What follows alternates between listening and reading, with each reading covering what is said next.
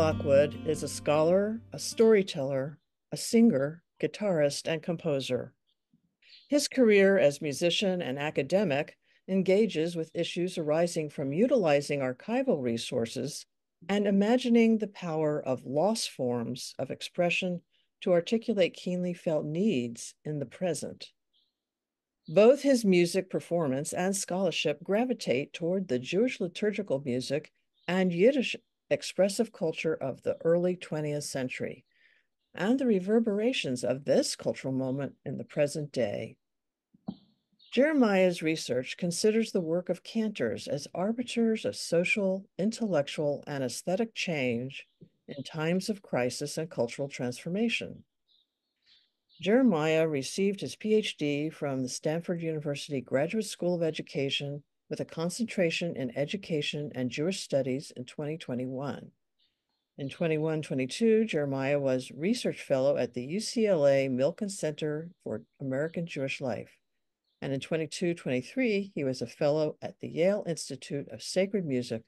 With last year, he completed a fellowship at the University of Pennsylvania Katz Center for Advanced Jewish Studies. Today, we'll be discussing the book published recently in 2024, Golden Ages, Hasidic Singers and Cantorial Revival in the Digital Era. Welcome to Dr. Lockwood to Books at Berklee. Dr. Pinnolis, it's wonderful to be here with you today. So thank you for coming and talking to us about your book. We're going to be talking about the Golden Ages book, but for many of our listeners to Books at Berklee, they may not be familiar with the role of a Jewish cantor or what the Golden Age refers to. Let's start with a general definition of a Jewish cantor and their liturgical roles, and then explain a little bit about what the Golden Age refers to. Oh, sure, that's great. The truth is that I'm neck deep right now in the research and preliminary writing of my second book, which is specifically about what the period in cantorial Jewish music history that people refer to as the Golden Age, this kind of late 19th, early 20th century period of cantorial transformation and mediatization, like the recording of cantors in the early gramophone era. So that's my next project, which I'm pretty much completely immersed in right now, and so it's kind of interesting for me to switch gears and go back to talking about my earlier project, which I'm also still involved with in many ways as well. So the Golden Ages, my book that just came out, is about young cantors in the Hasidic community who are retrospectively assessing and using and transforming the music of cantors in an earlier era. And the era that they are interested in, and that is referred to by fans of cantorial music as the Cantorial Golden Age, is the period in the early 20th century when cantors were recording stars, were making records for commercial record labels. But in regards to your question, what is a cantor and what does the cantor do, and why is the idea of a cantor being a recording star something? There's some kind of tension or something strange about that, where you need a little more information to get why there's an issue here, what the problem is with that conjunction of two different ideas. So the cantor is a liturgical performer in the synagogue. Jewish liturgy consists of texts that were composed in different eras over the longue durée of Jewish history. Some of the texts are very ancient, are taken from the Bible, from Torah and other biblical texts. Some of the prayer texts were composed during the same period as the Talmud, in the first through seventh century of the Common Era. But the bulk of the prayer texts, especially in the more elaborate, complex prayer services that happened during the Jewish high holidays, the New Year's celebrations, were written in the medieval to early modern period, say from the 10th through 17th century. By the 17th century, the prayer book was pretty much set.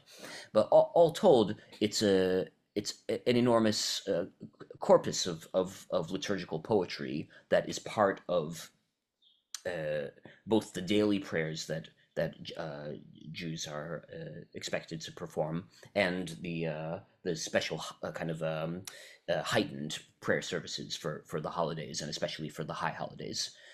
So in and in antiquity, there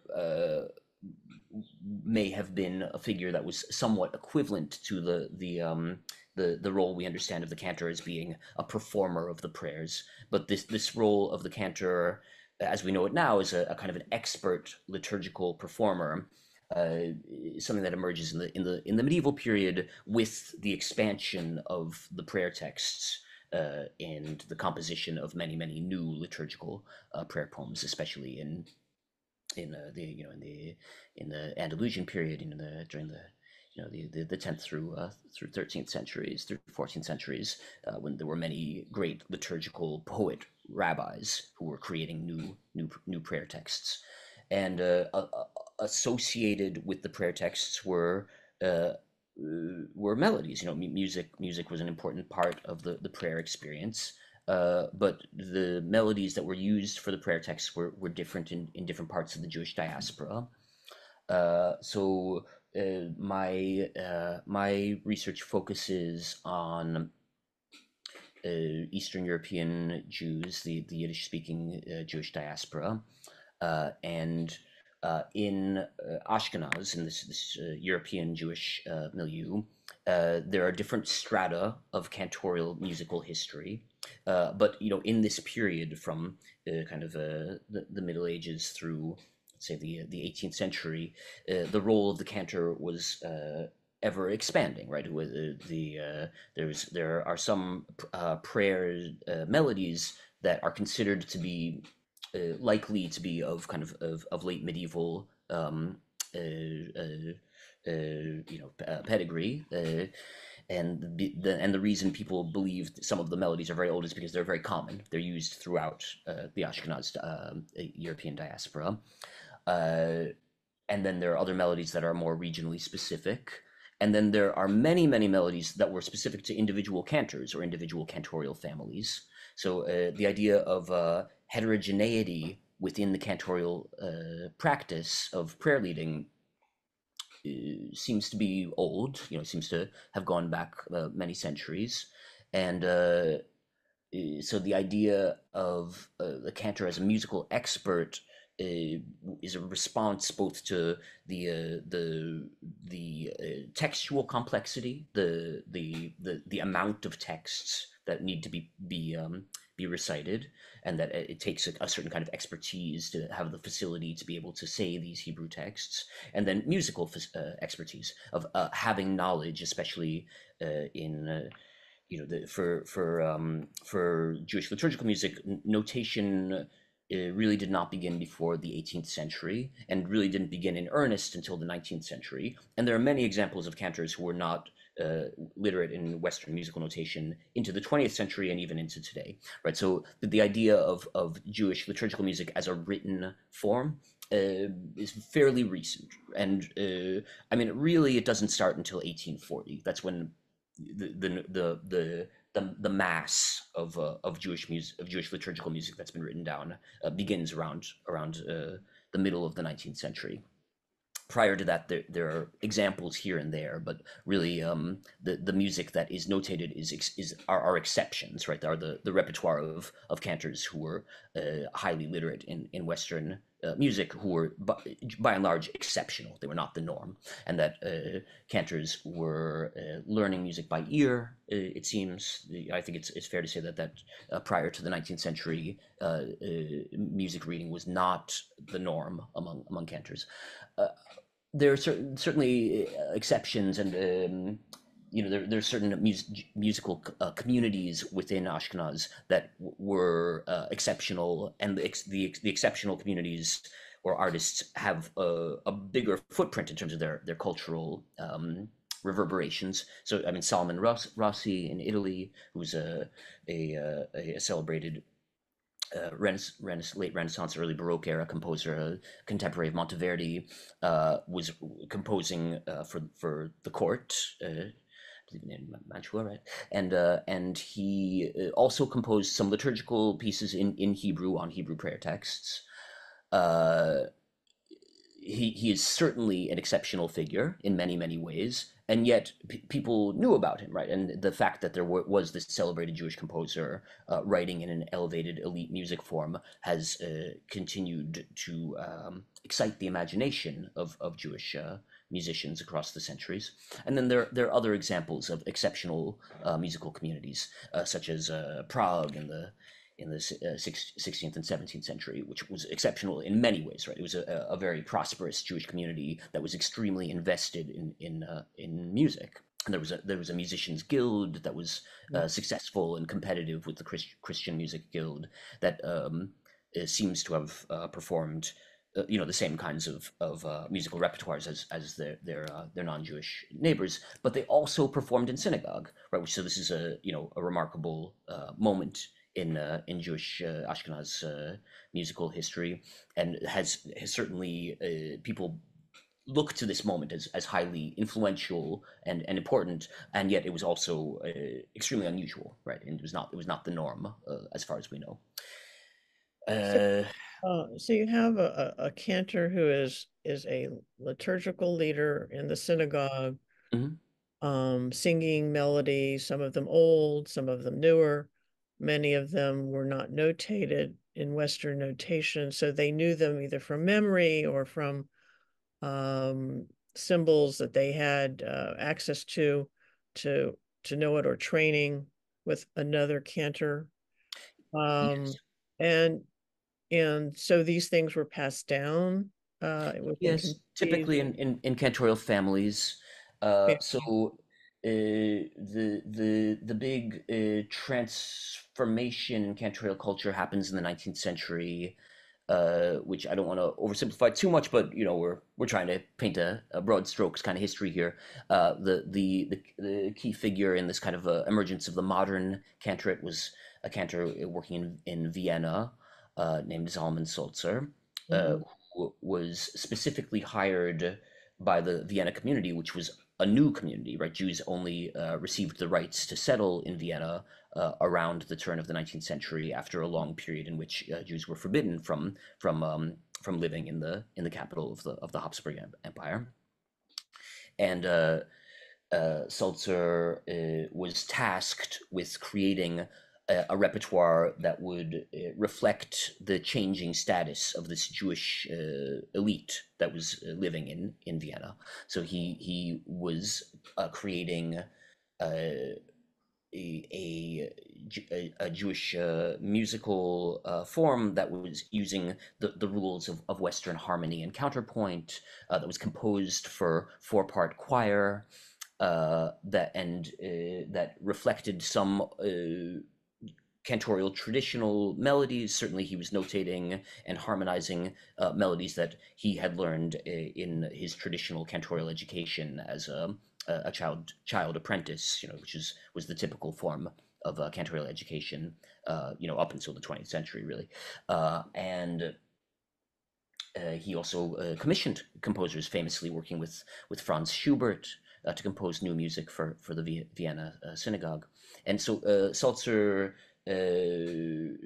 Sulzer's work was referred to as the Vienna Rite, and it was extremely influential on cantors throughout Western Europe, who embraced his music whole scale, and also in Eastern Europe, where a different aesthetic had emerged, focusing on melismatic soloist vocal performance, highly virtuosic, highly ornamented vocal performance that was kind of thrilling in its physical and emotional virtuosity. Right, Seltzer was also considered a virtuoso, profoundly moving vocalist, right? And he was kind of almost like a tourist attraction in Vienna. People who visited Vienna would go to his synagogue to hear him sing. Even non-Jews, famously.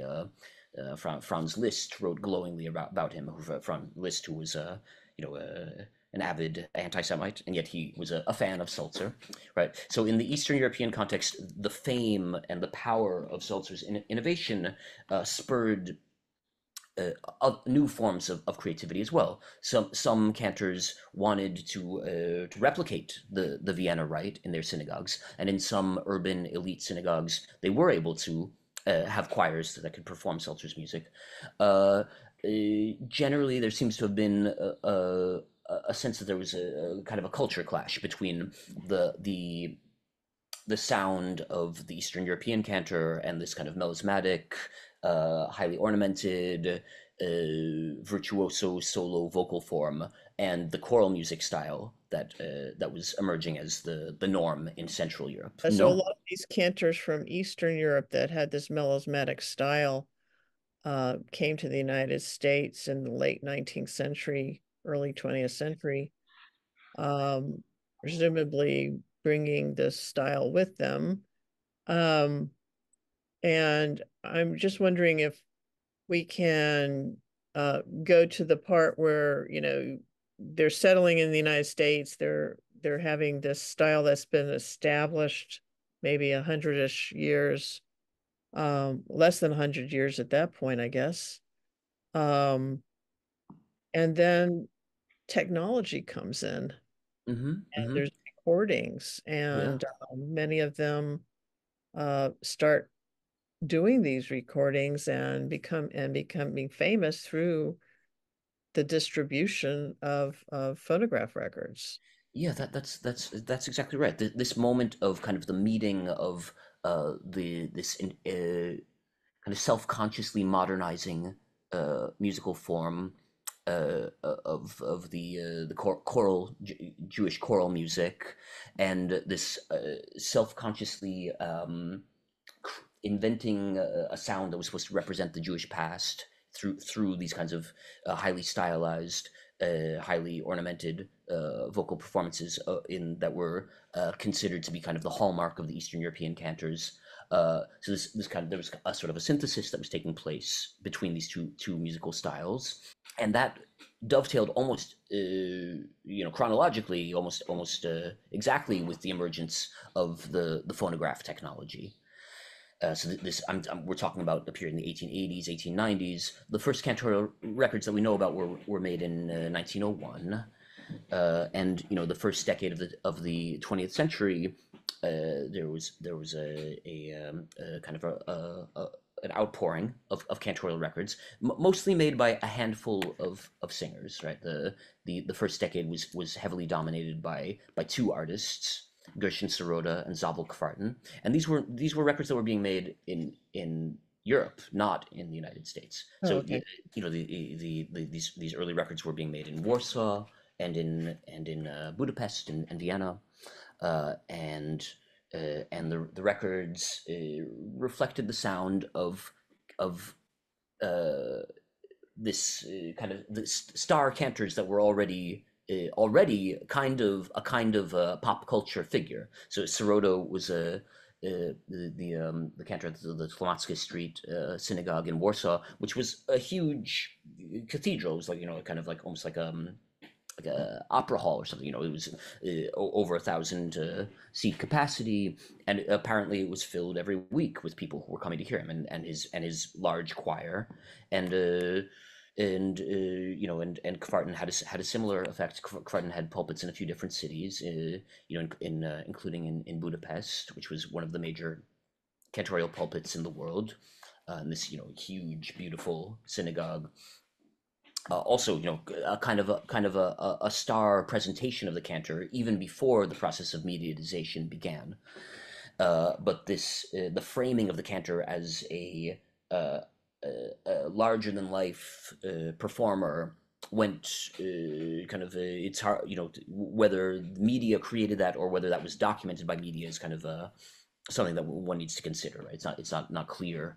The chronologically, there's kind of a blurring of these two phenomena, and the records were hugely popular. They were big business.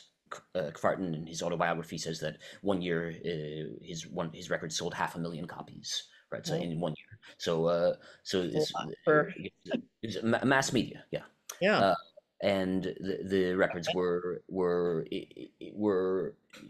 distributed in Russia, including reaching the Pale of Settlement, in small towns, sometimes through people peddlers who would travel with a phonograph and on a cart, or and play records for a kind of an admission fee. And then there were kind of Nickelodeons where you could go and listen to records on a headphone in bigger cities. And the records were also being distributed in the United States, and some records started being made in the United States starting in the teens.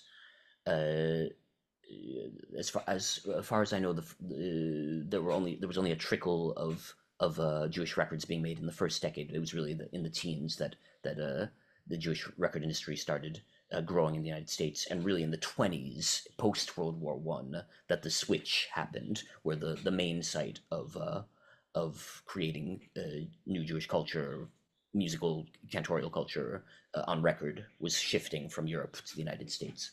And so this is important for a lot of reasons, right? Because once the European cantors, are in the United States, their perspective on what constitutes the Jewish past shifts, because now they're dislocated from um, Jewish traditionalism, by not only by time, but also by place, right? So Hmm.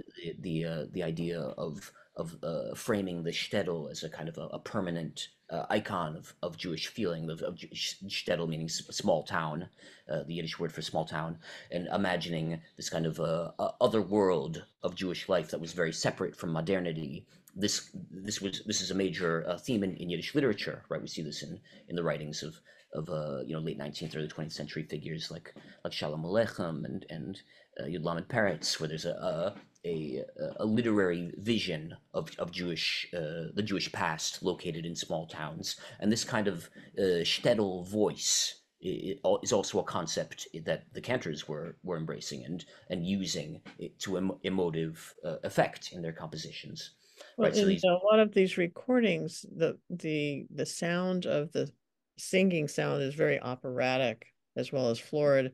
That's right. Uh, Amazing vocal techniques. Um, today that's not a normative style, but I'm wondering if there was a relationship between the idea that opera was popular music in the 19th century and the operatic sound. And you mentioned that these cantors were popular, popular in the sense that lots of people listened to them, lots of people attended. It was popular music, as well as a kind of folk music, but not 100% of folk music, with it being created or written by Sure, in yeah. I mean, people certainly at times spoke about the cantor as being a kind of a folk figure. It's more interesting to me that when what ideological purposes people use the idea of the folk, than trying to understand, trying to decide, or trying to determine, rather, whether or not the music is folk or elite or folk or professional. From a more objective standpoint, it is certainly a professional art form, right? It was not done by lay people, right? It was a highly trained, highly skilled art form, uh, which involved multiple forms of cultural competence, right? So it's kind of like the Yiddish language, right? There are different strata of the language. There are elements of Hebrew in it. There are elements of Slavic or Polish, Russian elements that reflect the cultural milieu of the small town Jewish life in Eastern Europe. And then there are more elite literary aspirations that are expressed in the language, and similar in cantorial music, right? There are components of the music which people have to be, uh, which people I don't know. It's not like people had to be trained to hear it. They heard it because that was the culture they lived in, right? That opera was something that was just normal. It was part of the life of all people in Europe and the United States in that period. heavily present as part of the popular culture. Opera, art song, elite musical forms were certainly by the gramophone era. The big stars of that period were opera singers, right? So this was the idea that opera was an elite form is also sort of questionable because opera was consumed by the masses. And then the idea that how can we separate the components is if someone is if a singer is kind of trained in this sort of bel canto vocal sound, and they're singing Jewish repertoires, differentiating where one vocal musical way of thinking about music and sound, where one ends and the other begins. What is part of this kind of shared European musical form, and what is the specifically Jewish form? There's a lot of blur and gray area between the two, especially given the fact that the kind of the oldest strata of Jewish liturgical music in the European context are melodies that originate in Europe. I mean, it's this kind of like these what people sometimes call nowadays people call them the Sinai melodies. These melodies they're as old as Mount Sinai, as the revelation on Mount Sinai, the giving of the Torah. But these melodies are well, first of all, that term is used to describe a lot of different things.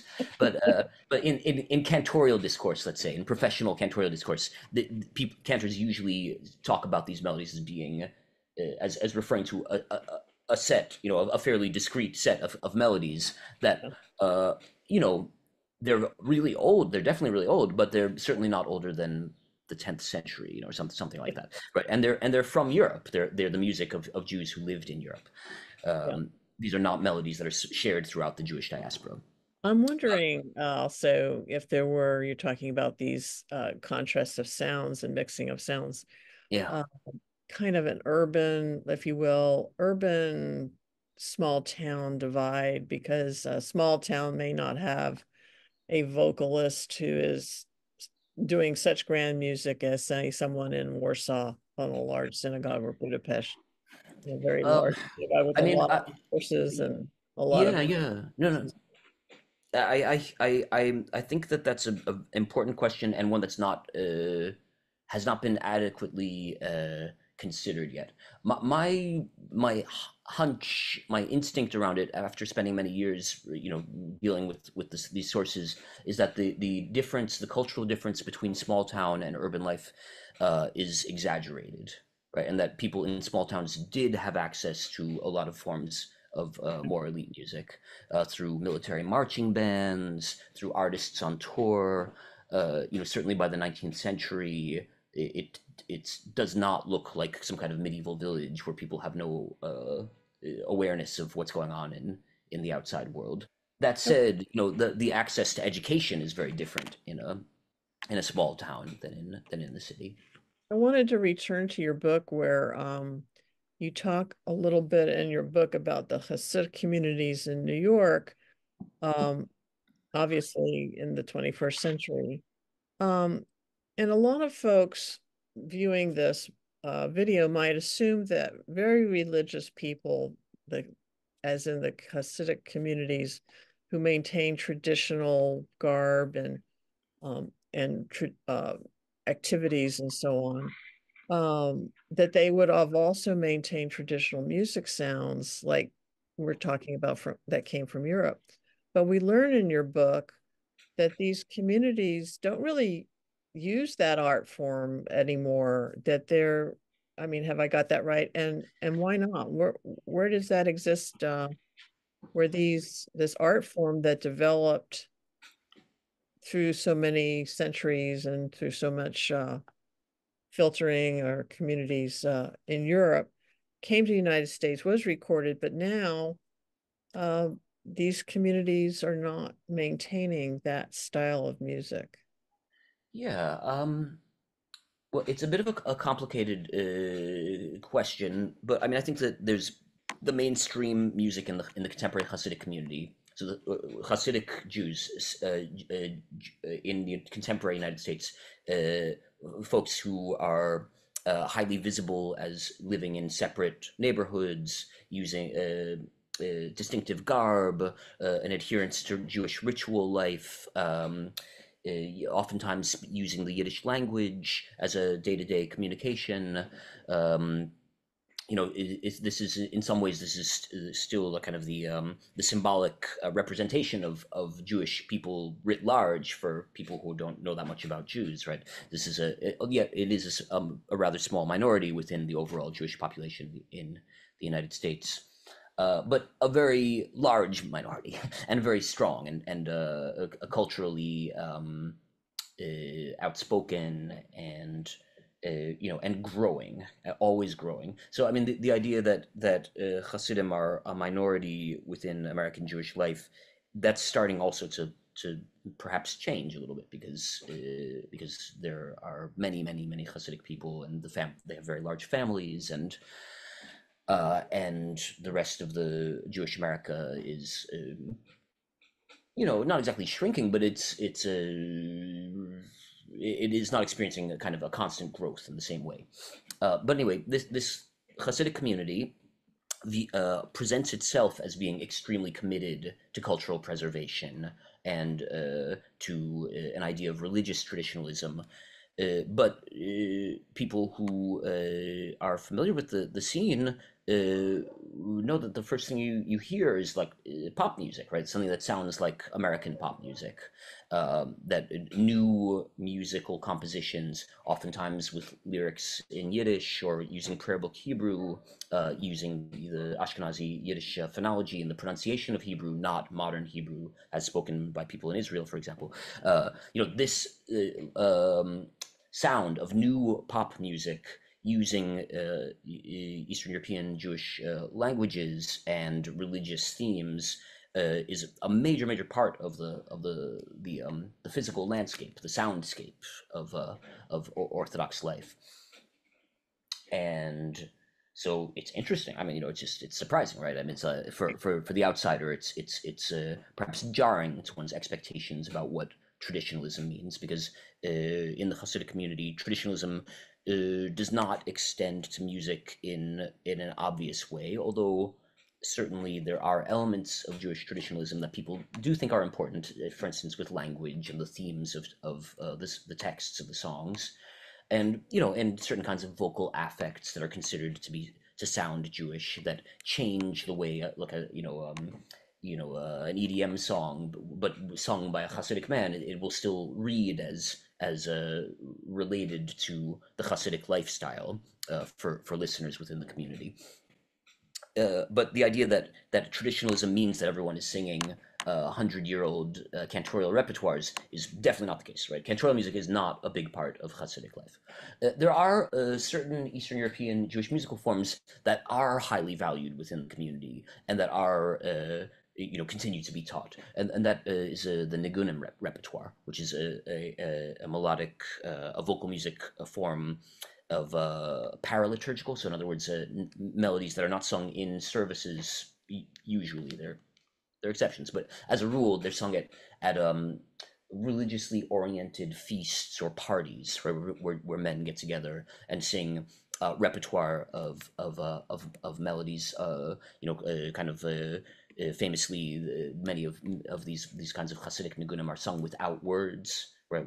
And that idea of singing a song using vocalese or non-verbal sound, non semantically, kind of not bounded text, using what we would, an outsider listener would hear as being nonsense syllables, but to people who are in the culture, the vocal noises do have meaning, but that's its own subject. But so the nigunim are preserved within the community, and there are experts who know many nigunim, including ones that are 100 or more years old, and they go back to rabbinic, have to do with rabbinic dynasties within different Hasidic communities.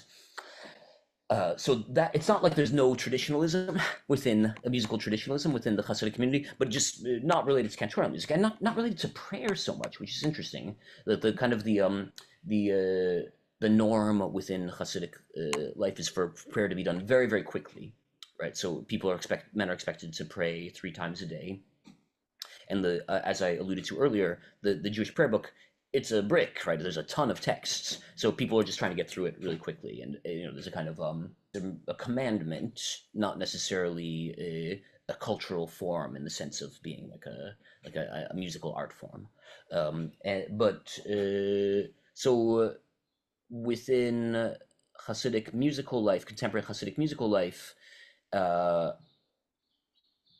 there's kind of a sense that there's missing a figure of musical expertise. There's missing some kind of aesthetic outlet, right? That people do not typically give their children instrumental music lessons. The popular music that one hears omnipresently in the community is, you know, to put it broadly, extremely, is kind of Basic.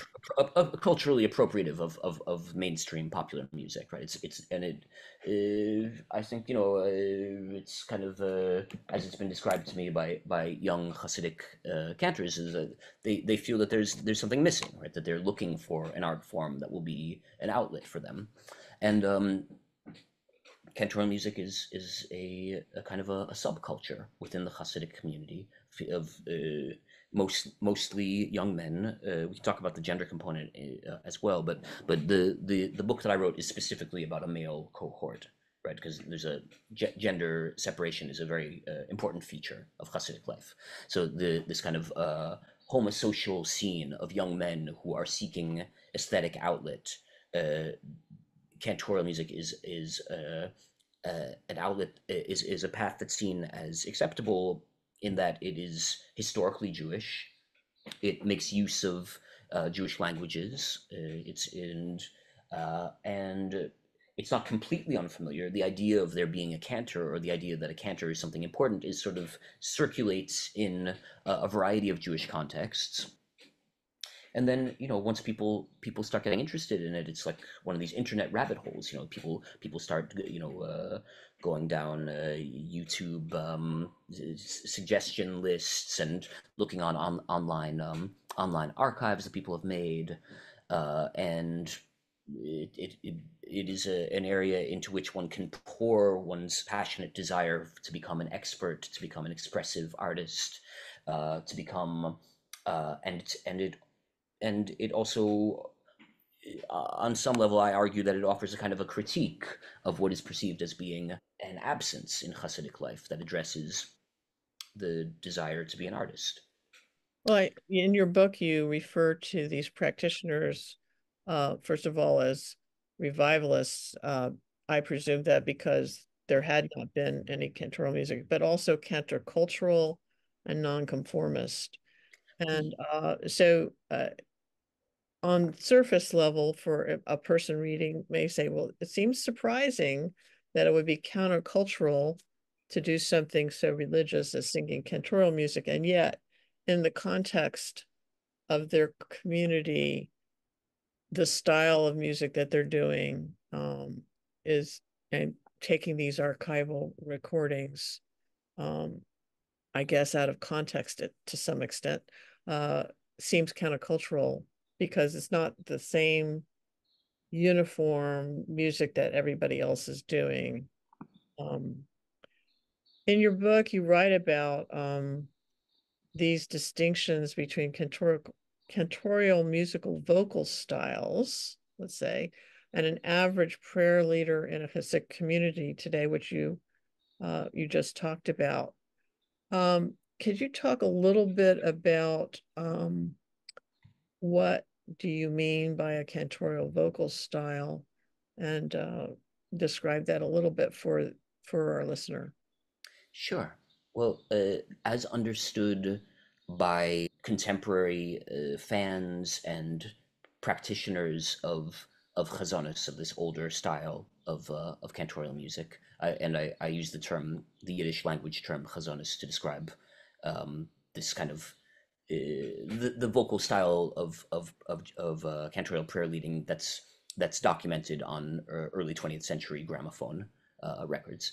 So for practitioners and fans who are interested in this musical moment, the parameters or the markers of cantorial vocal sound in the probably the most important is a cultivated voice, right? In some ways, that this is the most important marker that separates a cantor from a amateur singer, and yet that is also only the tip of the iceberg, right? Because it implies a conversance.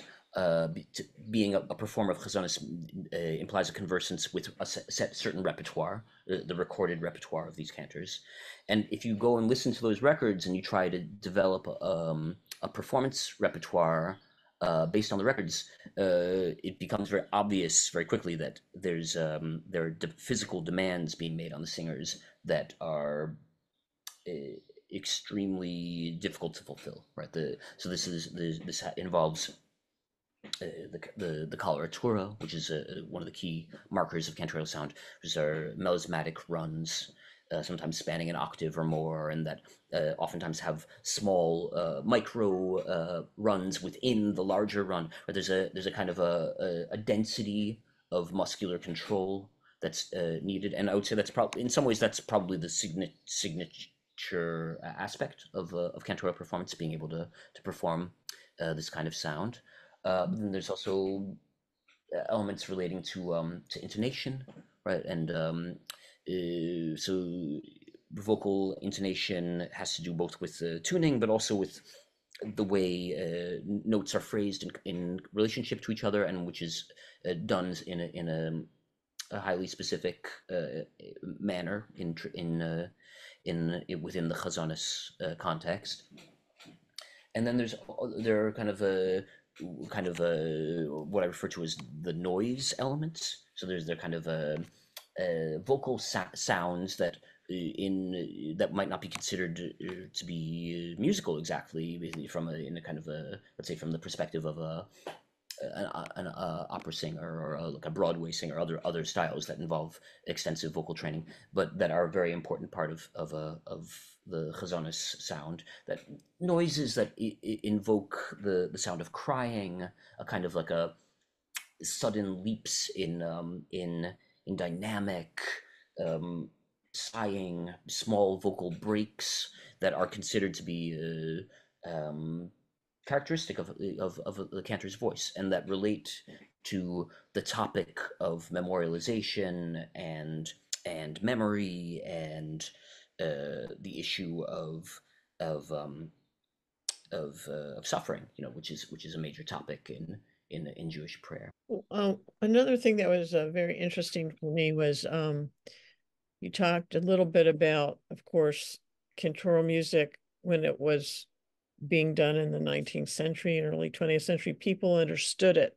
As you mentioned, they just knew these types of sounds and were familiar with it because it was all around. It was part of the culture. But today, the American Jewish community no longer seems to be educated or in the context, understand the context or the nuances of this musical style of the Golden Age. And that was a very interesting point about the communication of Chazanas, the cantorial singing. Um, and you wrote in several instances about how members of the community there see it as kind of a dying art form, Mhm. or an art form that doesn't have someone who can understand, an audience that can fully understand it. Could you Mhm. speak a little bit about that situation? And are there places to, where that's not the case, or is it more widespread than the Hasidic community? Yeah, I mean, there are a few different issues that come up here. One is the idea of like what is if there's a musical a genre revival of a style of music, and an audience doesn't currently exist for it. What is the purpose, or where is it going? Who benefits from it? Is the relationship only about is the musical culture only about the relationship between the practitioner and the dead artists who they are they are seeking to learn from. So that's kind of a larger philosophical question that the cantors, young Hasidic cantors, have to deal with, and that I write about somewhat in the book. I try to touch upon that. Then there's the question of American Jewish culture, right, and the shifting aesthetics of prayer. So the idea of soloist artistic performance of prayer music in the synagogue as being something that people want, desire, that is something that is going to be an important part of the experience of Jewish life, uh, shifted right in the 20th century. This is, and it's a kind of a complicated question because it didn't happen all at once, and it didn't happen completely, right? Because there are still some contexts where there are cantors who perform in a highly, let's call it performative mode, right? Where there is an emphasis on virtuoso prayer leading by a skilled professional cantor. It's a very small number of instances where that takes place, but it does still exist. But the idea that every cantor, or rather every synagogue in New York City is going to try to have a great cantor because that's going to attract people. It's what people want. That has definitely shifted. Right. It's on the contrary, cantors are viewed with a degree of suspicion in many contexts as being some the idea of having a great performer as the prayer leader. In many contexts, that's seen as being something that's going to in some way disempower the prayer experience for the for the people in the pews, and that's a big shift because in the European context it was the opposite, right? That the cantor is going to be kind of like a fulcrum that's going to direct the emotional experience, and also it has to do with the kind of the technical aspects of prayer, where in American life. Not just Jewish, but in kind of in American life in general, uh, when people go to a religious service, there's some kind of a sense that everyone's going to be singing together, that there's going to be it's a communal activity. Whereas in Orthodox Jewish practice, including till today, that's not so much the case, right? Every person is sort of praying to themselves. Um, Everyone is praying from the same prayer book and saying the same texts, but the kind of the expectation is that everyone will be able to say the prayers by themselves. And again, it's a very large amount of text. So, and then in that context, you still need a cantor to help direct everyone to make sure everyone gets to the follows the roadmap at roughly the same time. But still, it's a heterophonic sound space where everyone is saying something to themselves at the same time. And in the kind of idealized chazonist standpoint, the person who is doing that direction work is not only just giving a roadmap, they're also emotionally directing the experience. So in the liberal movements of Judaism in the United States, that is not super common, right? The idea that everyone in the congregation will be saying all of the prayers to themselves. That's I would say that is rather unusual, right? Starting maybe in the 1960s, right? There's a shift away from the kind of Jewish education that would be needed for every member of the congregation to be able to do this kind of praying for themselves, or earlier maybe. I mean, again, the except there are a lot of kind of important exceptions, right? Like in the 19 teens and 20s, there were already leaders in the Jewish community who noticed that American-born Jews were not having the same experience in the synagogue as their parents were. In part because of these educational shifts, and were trying to compose music that would allow everyone to sing together, right? This idea of congregational singing as kind of the expected norm of American worship music. That really came into play as the dominant approach to prayer leading in the late 20th century, but it was already something that people were talking about even in this Eastern European immigrant context in the 1920s, right? There was a movement called the Young Israel movement, which is a strand of modern Orthodoxy, which was very focused on creating shared communal music experiences of this specifically American form, where everyone is singing in unison. And this idea of the of prayer, meaning everybody is singing together and no one voice is the dominant one, which is see this as a kind of a borrowing from the Protestant Church in the United States, right? This in the contemporary liberal movement, Jewish synagogue scene, that is, I would say, by and large, that's the dominant framework for thinking about how prayer should work. And then but it's not really only in the liberal movements, also in Orthodoxy as well. People are increasingly interested in this as an approach to prayer. And so how a cantor can fit with that is very different, right, than the older model of cantorial performance as a highly performative, virtuosic, soloist musical form. When I was growing up, they used to call it having decorum, which meant that it was people saying the same thing at the same time, reading the same text from the book at the same time, and so Yeah. on. I just wanted to end our discussion a little bit with one more idea, and that was about in this book, you demonstrate how a group of people took old recordings, things from archives, uh, materials they found on the internet, but also using old materials from libraries and archives to create an artistic expression for themselves and find and rediscover music.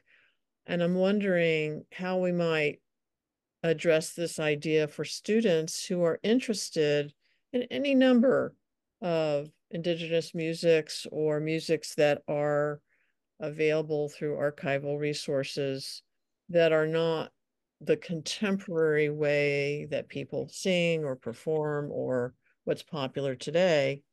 And they want to go back through these historic resources.